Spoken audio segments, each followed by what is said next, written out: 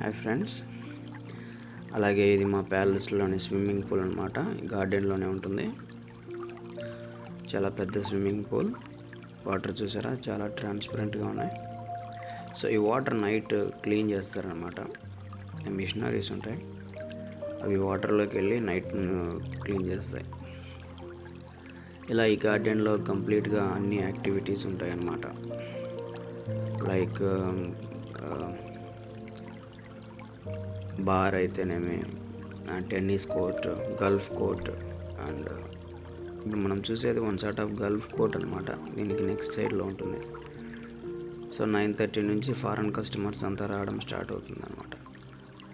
ఇది ఒక private island. Complete వాటర్లో ఉండడం వల్ల చాలా కాస్ట్లీ అనమాట. బాగా తీసుకుంటారు మనీ. నేనే కదా తీసుకునేది డబ్బులు, సో నాకు బాగా తెలిసి